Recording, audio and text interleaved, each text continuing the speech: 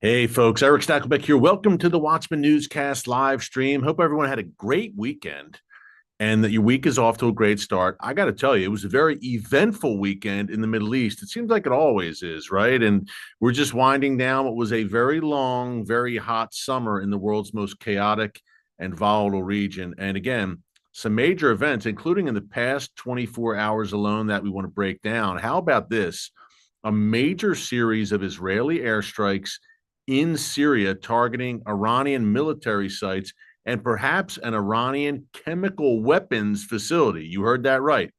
We're going to talk about that. Number two, this almost sounds like a daily broken record of sorts, but is Israel really on the verge of a war against Hezbollah in Lebanon? Folks, we could be at 0 hour or at least fast approaching that moment of truth. There are rumblings, serious rumblings now out of Israel, especially with the Gaza ceasefire talks unraveling by the day, thanks to Hamas being Hamas.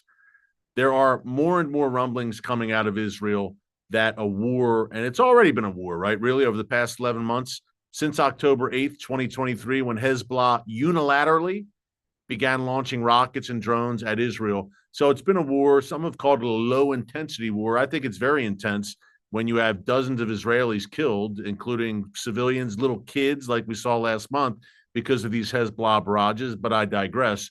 We're talking large-scale Israel invading southern Lebanon on the ground and neutralizing Hezbollah, if not once and for all, in the very least, pushing Hezbollah back some 18 miles beyond the Litani River in Lebanon so that, key point here, folks, so that civilians, the residents of northern Israel, can finally, after nearly a year, return to their homes. That's the goal.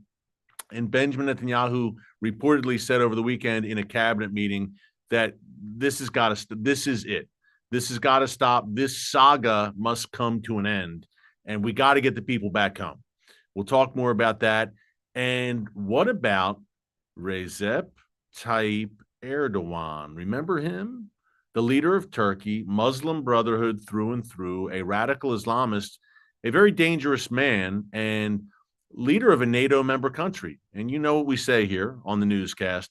We say that Turkey, and I'm sad to say this, I know many Turkish people who I love, who are great people, and the nation of Turkey was an ally, loyal ally of the United States, was a loyal ally of Israel before Recep Erdogan came to power in 2002. Now, under his radical rule, I've referred to Turkey as something more like NATO in name only. Well, he's at it again, calling for an Islamic alliance for the entire Islamic world to unite against Israel. And key question here, and I want to know your thoughts. We've got a very educated, very informed, very active audience and viewership here on The Watchmen. Got a very active chat here. Does that have prophetic implications? Hey, we go back and forth talking about, okay, who will be part of the Gog-Magog coalition against Israel in what the prophet Ezekiel, in the book of Ezekiel, chapter 38, 39, calls the latter, T-T-E-R, latter days. And it's one of the favorite subjects of our viewers. They want to know about this. They feel like they see the prophetic chess pieces moving on the board and that Gog-Magog coalition shaping up. Some believe Turkey will lead that coalition.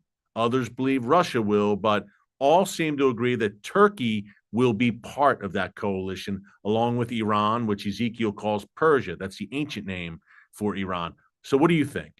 Is Recep Erdogan potentially a prophetic player? Look, the guy's talking again and again about uniting the Islamic world against Israel.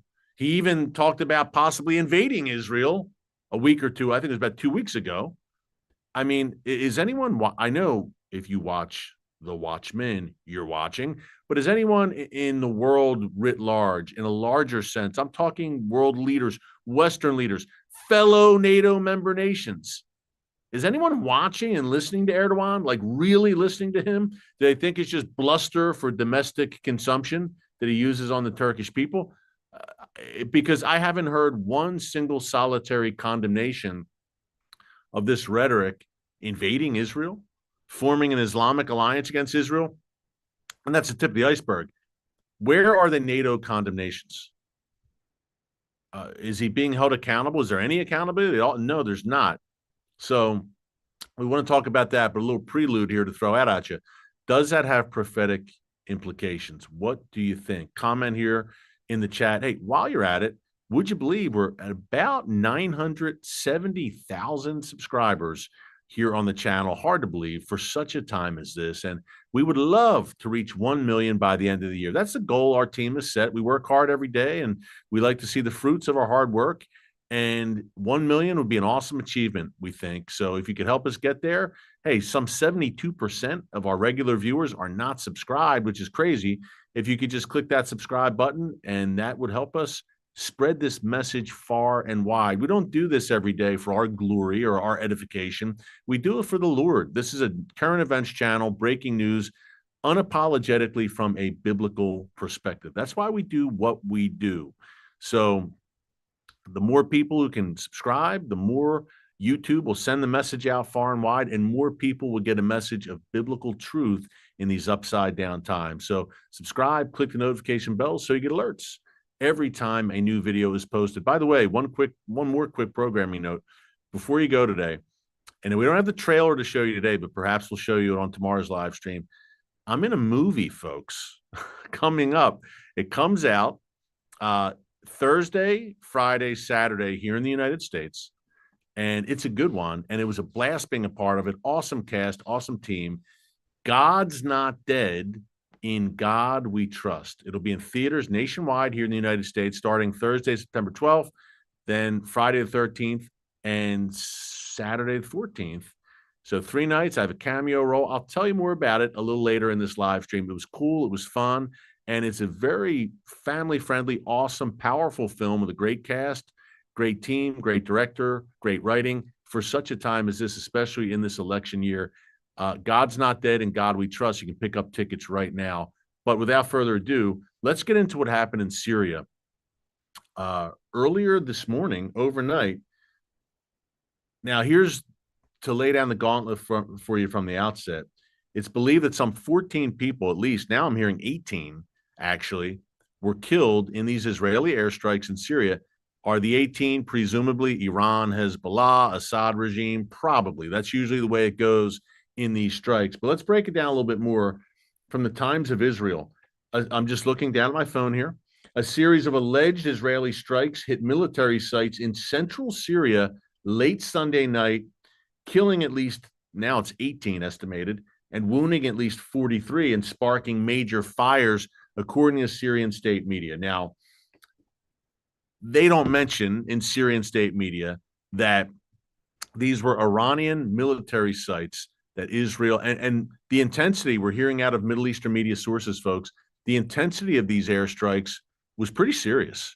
And many think that Israel's kind of softening up defenses and the military apparatus of Iran, Hezbollah, in advance of that great northern war, an Israeli invasion of Lebanon, which, look, folks, when we talk about a coming great northern war, it's not going to just be fought in Lebanon. Next door in Syria, we've also got Iran, Hezbollah, and various jihadi allies of the Iranian regime, not to mention the Assad regime in Syria. Who knows if it would throw its hat in the ring if things really blew up in a major way. But needless to say, Israel has intensified its strikes against Hezbollah, which we'll talk more about in a minute, and in Syria. And by the way, a major Hezbollah strike against northern Israel earlier today we need to talk about. But Iranian military sites, you know, the Islamic Revolutionary Guards Corps of Iran, major presence. Their claws have been dug into Syria for over a decade now. Hezbollah, of course, is there. But folks, here's the key. And again, I love Syrian state media. This is like the Gaza Health Ministry in Gaza, right? I heard someone the other day say, well, there's been 40,000 Palestinian civilians killed. According to the Gaza Health Ministry, very reputable source, that is Hamas. The Gaza Health Ministry literally is Hamas.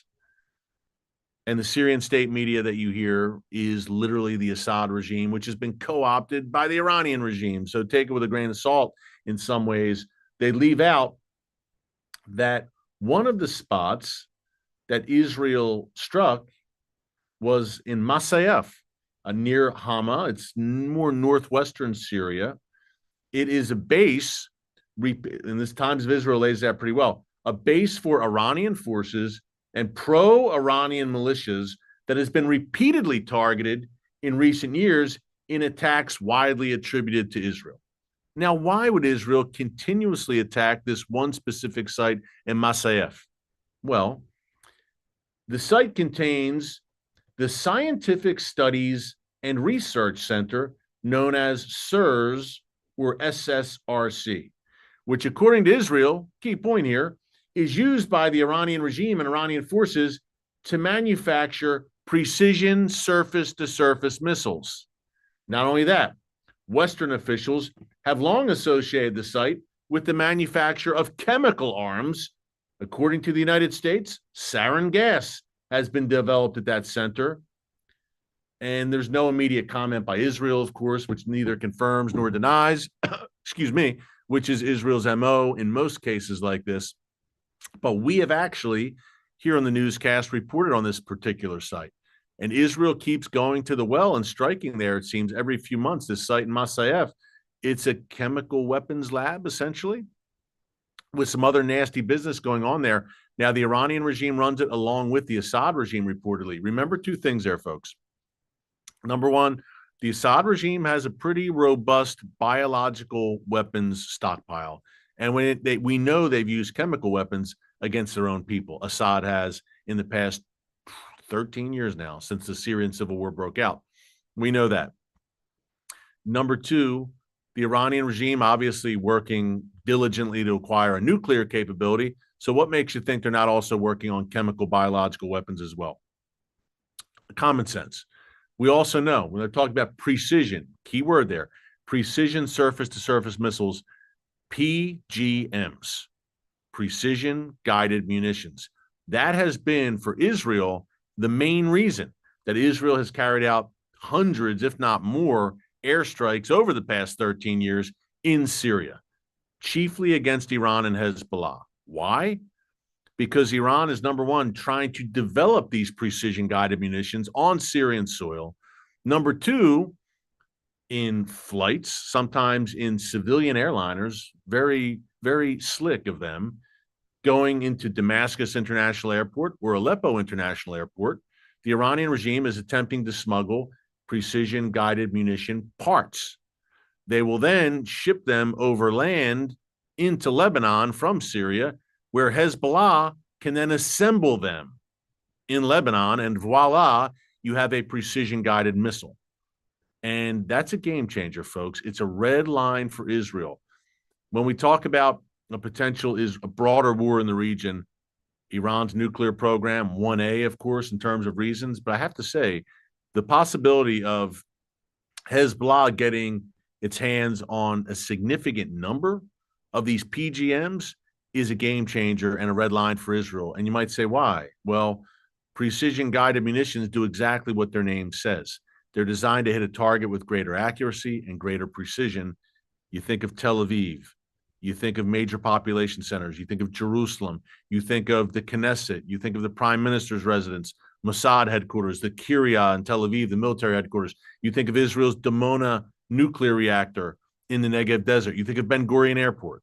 It's one thing to kind of haphazardly fire rockets, and that's dangerous enough.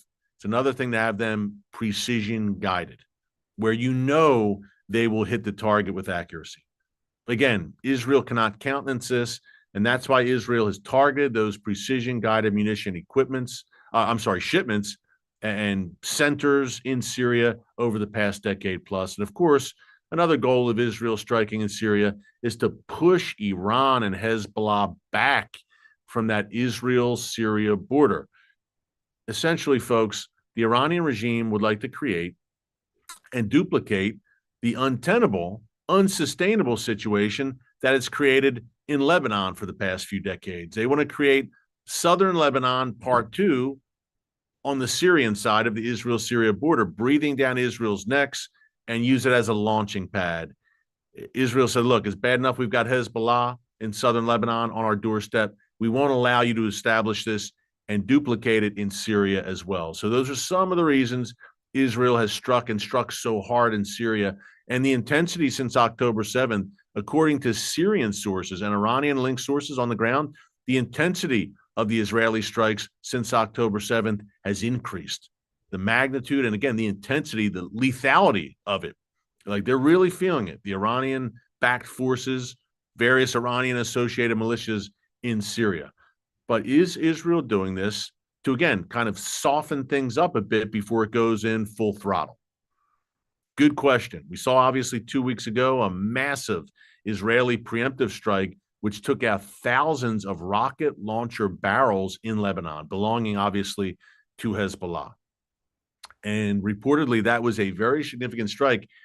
And Hezbollah is still licking its wounds to a degree, although in the past week, and we documented this on the newscast last week. And folks, remember, if you miss any of our newscasts, our live streams here on YouTube, hey, just go to our homepage. Right under the archives, they're all right there under newscasts. You can watch them all. You won't miss a single video. And of course, while you're there, be sure to subscribe as well, so you get the alert when we do post a video, because, hey, sometimes we post on the weekend as well as the news cycle warrants. We want to keep you guys updated. But Hezbollah's kind of returned to, I hate to use the term status quo, but the status quo, so to speak, since October 8th, nearly a year, has been practically daily barrages out of Lebanon into northern Israel. That's why you have 80,000, at least, residents of northern Israel evacuated from their homes with no clear date on when they're going to return home. And Hezbollah, the status quo has been regular volleys of rockets, drones, mortar fire, etc. And they've kind of, after taking a big black eye and some major lumps 2 weeks ago, about 15 days ago, when Israel struck preemptively, we now have Hezbollah kind of getting back to what they were doing before that massive preemptive strike. Once again, this morning, for instance, early this morning, launching some 20 rockets into northern Israel. But not only that, launching a drone, folks. You may have seen the footage and the pictures by now. Launching a drone into an apartment complex, a high-rise apartment building in the beautiful city of Nahariya along Israel's Mediterranean coast. And thank God no one was injured. Because, look, about a month and a half ago, we saw the Houthis from Yemen, the other Iranian proxy, launch a drone at an apartment building in Tel Aviv, and one Israeli civilian was killed in that attack. Israel, of course, struck back hard at that port in Yemen. But I say all that to say, again, you're hitting a civilian apartment building today. It's not just Hezbollah firing into open fields in northern Israel or targeting military installations, which is bad enough. You are specifically and intentionally targeting an apartment building where people live, civilians live. And you did it a month ago, a month plus, late July, when, if you're Hezbollah, you launched rockets at a soccer field. Remember that, folks? About a dozen little kids murdered, killed in cold blood by Hezbollah rocket barrage. Yeah, little Druze kids in northern Israel in the Golan. Israel responded, I should say, by taking out the top Hezbollah military commander, Fuad Shukr. Not even 24 hours later, Israel eliminated Ismail Haniyeh, the Hamas terror master in Tehran under the Iranian regime's noses. And we've got a tinderbox where Iran, by the way, is still vowing revenge for the death of Haniyeh.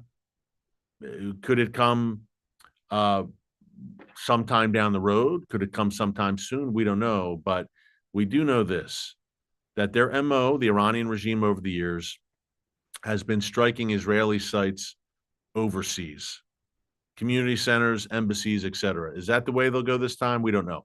Will they try to intentionally target Israel directly? We don't know. We've talked about this a bunch on the newscast over the past several weeks, so I won't get into that again. But I will say this, a little teaser. I do get into it with our good friend Yair Pinto. Now, he heads up the TBN Israel channel here on YouTube. Hey, check Yair out as well, folks, at TBN Israel right here on YouTube.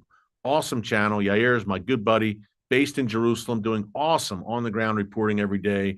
And he's a regular on Stakelbeck Tonight, my nightly broadcast show. If you love the YouTube channel, you will love our nightly TV show. It's on TBN every weeknight, Monday through Friday at 7:30 p.m. Eastern Time. with a re-air at 10:30 p.m. Eastern Time. The show is called Stakelbeck Tonight. We just launched in March of this year. We're only about 5 months old. It's been a blast and a lot of good stuff happening. And Yair Pinto of TBN Israel is a regular contributor to the show. All the B-roll and maps and guests that you want on the YouTube channel, but sometimes don't get, you will have on the nightly show. You're not here for the bells and whistles. You're here for the content, but the show looks great. Awesome guests like Yair. And we break it down tonight. Why has Iran not attacked? Watch that tonight. Yair and I, 7:30 p.m. Eastern, re-air 10:30 p.m. Eastern on TBN. But listen, with Hezbollah, Prime Minister Netanyahu, as I said at the top of this newscast, has said, reportedly, according to members of the Likud party, who sit on some of Israel's military and defense committees, one in particular, a member of the Likud party said, look, the assault on Hezbollah could come within days. And since it seems like, because look, folks, we're at 0 hour, right? Israel can't, it's been nearly a year. It's completely unsustainable. Israel can't take much more of this. And it keeps boiling down in this. I've said this a bunch. Let me repeat it. You can't have, if you're a nation the size of the state of New Jersey, which Israel is, you cannot have an entire region of your tiny nation shut down for nearly a year.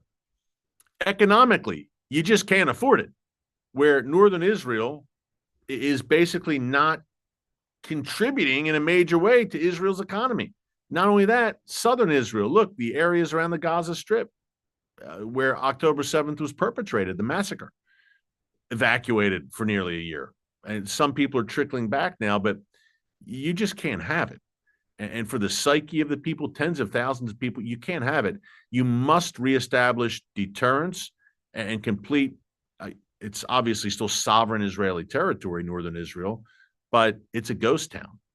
I was there in February, folks, and it was a ghost town. It's only gotten worse since then. So it has to be dealt with. And apparently the Israeli government is reaching the end of its rope. Reportedly, the Israeli military, they've been drilling and drilling for a major conflict in the north. They've reportedly presented plans to the government and said, hey, we're ready. And there's got to be an end game here. And Israel is reportedly warning the Biden administration that if something can't be done diplomatically very, very, very soon, we can't wait much longer. And that gets to that's kind of the rub here, right? The Biden administration has been tying Israel's hands left and right, or should I just say left and left when it comes to the Biden administration, tying Israel's hands constantly on a number of fronts. Number one, obviously Gaza / Rafah in particular. The Biden administration gnashed its teeth for months and said, don't go into Rafah. Israel thankfully ignored that, and after much delaying, went into Rafah, destroyed Hamas there, recovered some hostages there. Others were killed, tragically, as we know. But the bottom line is this. If Israel did not go into Rafah, look, there's hostages there. There were and are hostages there. And Hamas, that was their last bastion. And you had the Philadelphia corridor along the Gaza-Egypt border, which Israel also must control to stop the flow of weapons into Hamas. Hamas can rearm through there. So all of the above and more are reasons why Israel had to go into Rafah. Thankfully, they ignored Biden. He restrained Israel on April 13th with its response to the Iranian barrage back then. The direct Iranian barrage, over 300 projectiles fired from Iran at Israel. Biden said, don't react, don't react. And most dangerously, I believe, he's restrained Israel, he and his administration, probably more his administration, because I'm not sure, he's probably laying on the beach in Delaware, so I don't know where he is. But his administration, who seems to be kind of running things, others, are restraining Israel and saying, don't go into Lebanon, don't go into Lebanon. And I believe that's the main reason Israel's held off for months. But I think Israel now is at the point basically of no return, where they're saying, if not now, when? They're going to have to do it. When you have tens of thousands of Israeli reserves on war footing, called up, ready to roll, and you've got the country on war footing, you've got Gaza, look, Hamas in its death throes in many ways, and the Gaza situation still fighting there every day, but not on a grand, massive scale. This may be the time to do it. If you're going to deal with Hezbollah, it's probably past time, to be honest. I'm not in the room with the decision makers in Israel and weighing what they're weighing, but It seems like if you don't deal with this Hezbollah threat, and if you kick the can down the road, so to speak, if you agree to some kind, if Hezbollah miraculously, I think it's unlikely, but if they agree to some kind of ceasefire, you're just kicking the can down the road. So better to deal with it now, because Israel kicked the Hamas can down the road for years, and it didn't end up too well, as we saw on October 7th. So deterrence with these Iran-backed jihadi groups seems like a zero-sum game. We want to mention Turkey. Now, I want to quote directly. I mentioned at the top that Erdogan is calling for an Islamic coalition against Israel, and he's done it a few times over the years. I think he was very explicit over the weekend when he said it. And again, and folks, what do you think of this? Please leave a comment. Shouldn't more people be talking about this in the West? That a supposed Western ally, a member of NATO, is stirring up incitement and calling for violence against an ally of NATO. Israel's not a NATO member nation, but certainly an ally of NATO, and the United States, of course. But they're really not, because they don't want to confront the issue head on. It's going to be interesting. I assume Erdogan will be at the UN General Assembly later this month in New York. That's going to be interesting. But here's what he said. Turkish President Recep Tayyip Erdogan said on Saturday that Islamic countries should form an alliance against what he called the growing threat of expansionism from Israel.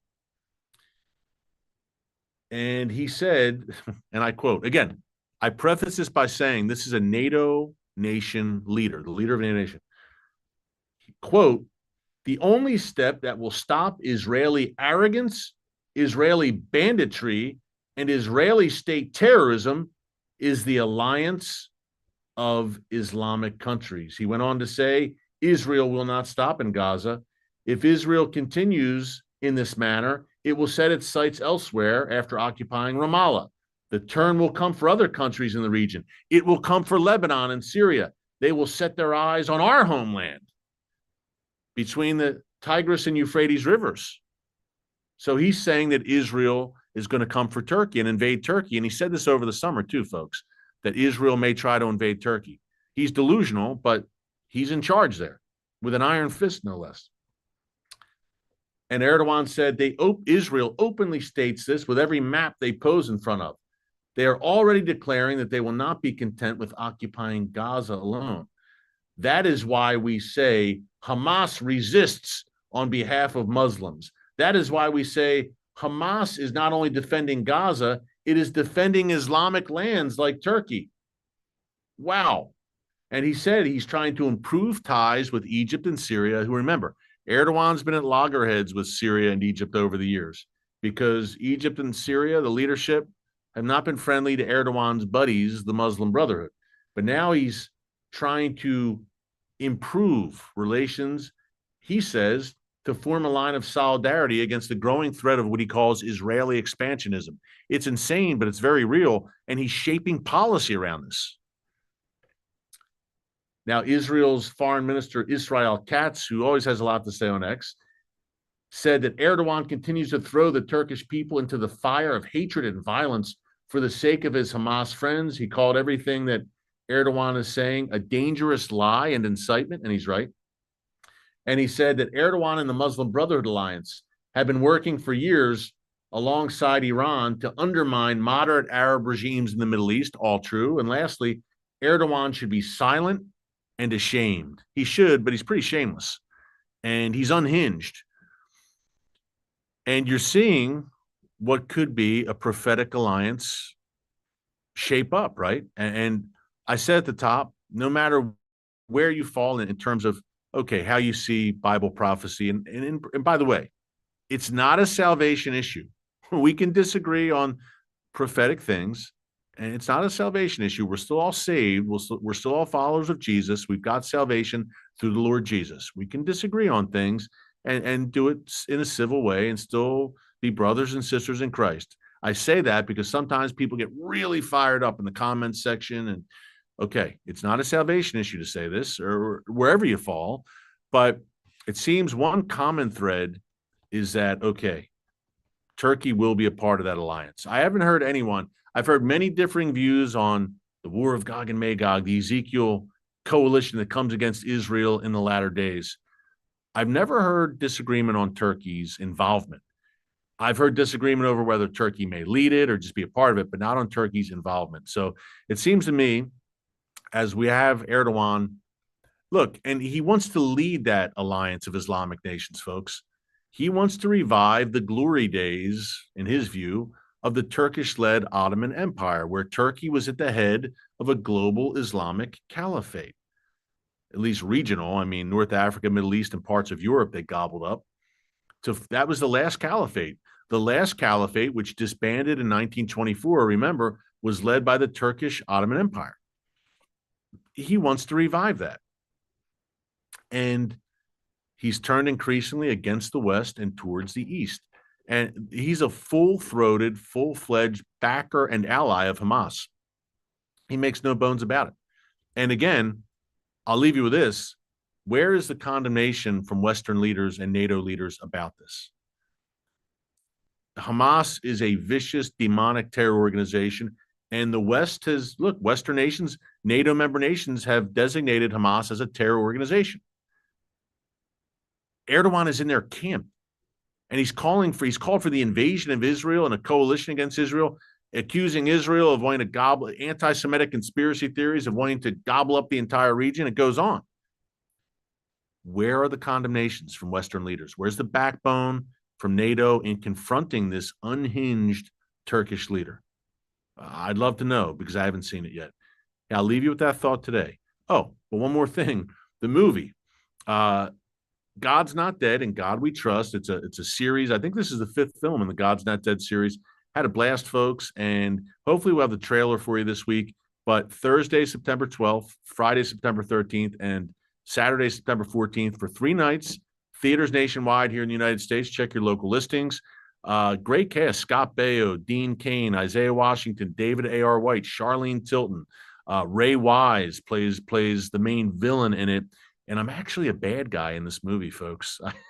I had fun with it, but I play a left-wing news anchor who is sympathetic to a very evil state senator who's very anti-God. So it was a fun role to play, playing kind of in terms of not much of a stretch of my acting chops to play a news anchor, but certainly out of character to play, one of the bad guys. So it was a great experience. It's a great flick for such a time as this. I strongly encourage you to check it out. We'll talk more about it during the week, but you're used to seeing me on the small screen. Well, I'm on the big screen this coming Thursday, Friday, and Saturday. So check that out. Until tomorrow, thanks so much for joining us here.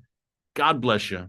And remember, never hold your peace. Hey everyone, thanks for checking out the Watchman Newscast. Make sure you hit the subscribe button so you never miss an upload, and tap the bell icon so you're notified every time a new video is posted. And don't forget to share your thoughts, insights, and comments below.